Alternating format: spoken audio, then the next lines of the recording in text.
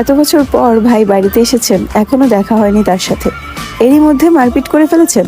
ছোটবেলার অনুভূতি প্রকাশ না করতে পারলেও আজ আবিরের কর্মকাণ্ডের কথা শুনে মেঘের মনে একটা নামই ঘুরপাক খাচ্ছে, সেটা হলো হিটলার।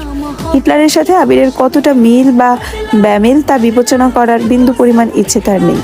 মাথায় একটা চিন্তাই ঘুরছে, ধন্যবাদ জানানো উচিত, কিন্তু সে কি আদৌ কথা বলতে পারবে হিটলারের সাথে?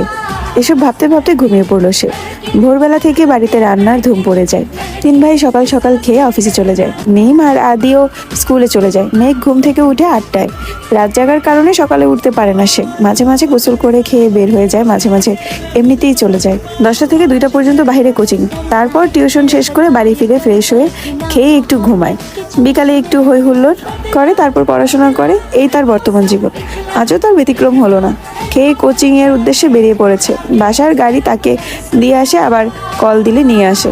ঠিক 12টায় ঘর থেকে বের হয় আবির। ধীর গতিতে নিচে আসে। চিন্তিত মুখ দেখে মা মালিহা খান ভীত স্তরে ছেলেকে জিজ্ঞেস করেন, কিছু হয়েছে তোর বাবা? আবিরের মুখ ভারী ভাব বজায় রেখে উত্তর দিলেন, কিছু হয়নি, খেতে দাও। ছোটবেলার চঞ্চলতার ছিটে ফোটাও নেই ছেলেটার মধ্যে। এটা ভেবেই বারবার হতাশ হচ্ছেন মালিহা খান। হঠাৎ চোখে পড়ে ছেলের হাতে ব্যান্ডেজের দিকে। হাতটাও ফুলে গেছে অনেকটা।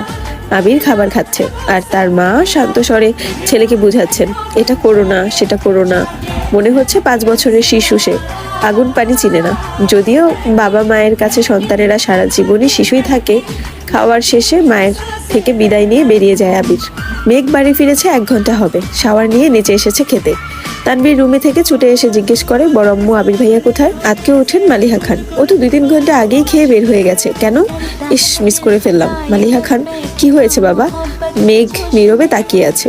ভাই আর বড় আম্মুর কথোপকথন শুনছে আর বোঝার চেষ্টা করছে ঘটনা কি।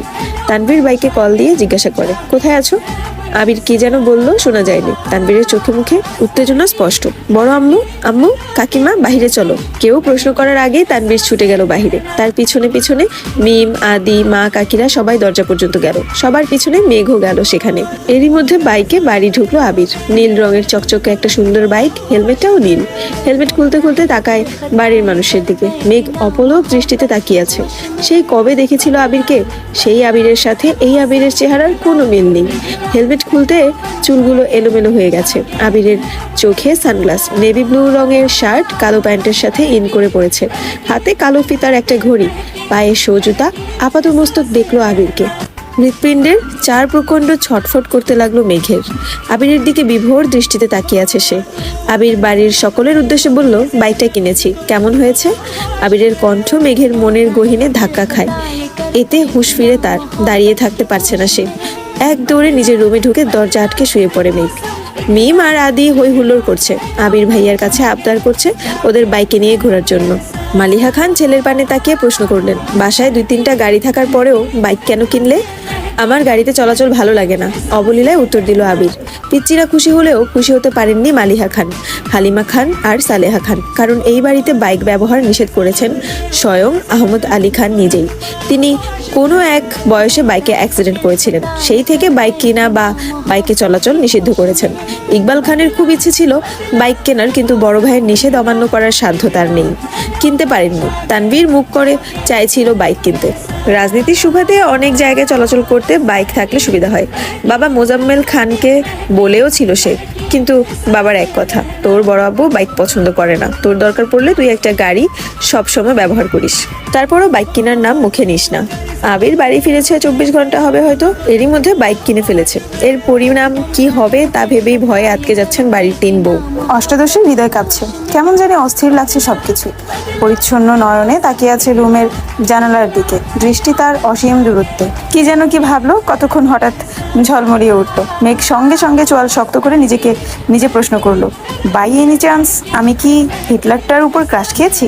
শ্বাস ঝেড়ে নিজের মাথায় গাঁটটা মেরে মেঘ বলে, ছি ছি মেঘ, ছি, কি সব ভাবছিস তুই? কেউ কি তার চাচাতো ভাইয়ের উপর ক্রাশ খায়? ভালো ভদ্র হলেও মানা যেত, এমন গুরু গম্ভীর বদমেজাজি আর হিটলারের স্বভাবে কেউ কি কারো ক্রাশ হয়? যে ছেলে 10 বছরের মেয়ের গায়ে হাত তুলতে পারে সে আর যাই হোক আমার ক্রাশ হতে পারে না। এটা ভাবতেই মেঘের বুক ভেসে আসে কষ্টে। নিজেকে স্বাভাবিক করতে মোবাইল হাতে নিয়ে কল করে মেঘের সবচেয়ে কাছের বান্ধবী বন্যাকে। প্রথম কল দিতেই রিসিভ হয় কল।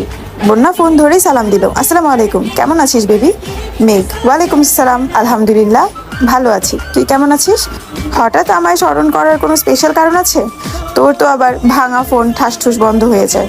মেঘ রাগান্বিত স্বরে এক প্রকার হুঙ্কার দিয়ে বলে, তুই আজ কোচিংয়ে আসিসনি কেন? কি যে একটা জিনিস মিস করছিস। কি মিস করেছি বলে ফেলো বান্ধবী। এখন বললে কি আর সেই ফিলটা পাবি নাকি আজব? আরে বেবি বলো তুমি, কাল শুক্রবার কোচিং বন্ধ, আবার দেখা হবে রবিবারে, ততদিন সহ্য হবে না, বলে ফেলো প্লিজ। আমার হাতে এখন আইফোন 13 প্রো ম্যাক্স। মেঘের কথা বন্যা এক বিন্দুও বিশ্বাস করেনি, হেসে উড়িয়ে দিয়ে বলেছে, এখন বল, একটু পর বলবি 14 প্রো ম্যাক্স কিনতে যাচ্ছিস, যাকে তার ভাই একটা আধা ভাঙা ফোন দিয়েছে ব্যবহারের জন্য, দিনে 100 বার বন্ধ হয়ে যায়, তার হাতে নাকি আইফোন। তুই কি ঘুম থেকে স্বপ্ন দেখে উঠলি নাকি? মেঘের উৎফুল্ল মেজাজ আচমকাই বিগড়ে গেল। অভিমানের স্বরে বলল, কাল আবির ভাই আসছে বিদেশ থেকে, উনিই নিয়ে আসছেন আমার জন্য। বন্যা, তাই বল, না হয় তোর যে ভাই সে তোকে এই জীবনে ফোন কিনে দিত না, তোর বাবা দিতে চাইলেও সে আছাড় মেরে ভেঙে ফেলতো। ওয়েট, এই আবির ভাইটা কে রে, যে তোকে ছোটবেলায় মেরেছিল সে? মেঘ মুখ কালো করে উত্তর দিল, হ্যাঁ আমার চাচাতো ভাই। তা তোর প্রতি এত মায়া হলো কিভাবে ওনার? জানি না, শোন তোকে কি বলি। হ্যাঁ বল। আসলে আজকে বিকেলে আবির ভাইকে দেখে ছোটখাটো একটা শখ খেয়েছি। মানে? কি সুদর্শন চেহারা, দাঁড়ানো স্টাইল, লুক আর অগোছালো চুল দেখে আমার মনটা এলোমেলো হয়ে গেছে। আমি মনে হয় ওনার উপর ক্রাশ খেয়েছি। মুখ ফুলিয়ে শ্বাস ছেড়ে একটু ধাতস্থ হয়ে গুরুগম্ভীর স্বরে বন্যা বলল, তোর মাথা ঠিক আছে মেঘ? তুই এত বছর যাবৎ বলেছিস এই মানুষটা তোর শৈশব নষ্ট করে দিয়েছে, আজ কৈশোরে পা দিতেই এই মানুষটার উপর ক্রাশ খেয়ে ফেলেছিস।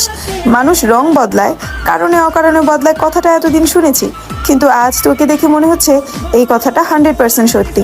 না হয় যাকে এত বছর শত্রু ভেবে এসেছিস, আজকে তার কথা অবলীলায় বলে যাচ্ছিস। বাহ মেঘ বাহ।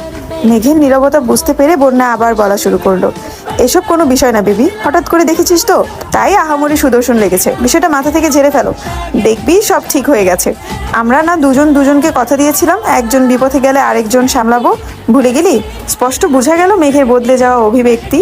সহসা নিজেকে সামলে আচমকা প্রশ্ন করে বসলো, আমি কি দেখতে সুন্দর না? আমি কি কারো ক্রাশ হওয়ার যোগ্য না? মেঘের আকস্মিক প্রশ্নে বন্যা কিছুটা হতভম্ব হলো, এরপর কয়েক মিনিট শুধু হেসেই গেল। স্বাভাবিক স্বরে বলল, অবশ্যই তুই সুন্দর, ক্রাশ খাওয়ারও যোগ্য, কিন্তু তুই ছেলেদের ক্রাশ হতে পারবি কি না সন্দেহ আছে। হতে পারিস রাস্তাঘাটের গাছগাছালির রংচটা দেয়ালের গরু ছাগলেরও হতে পারিস।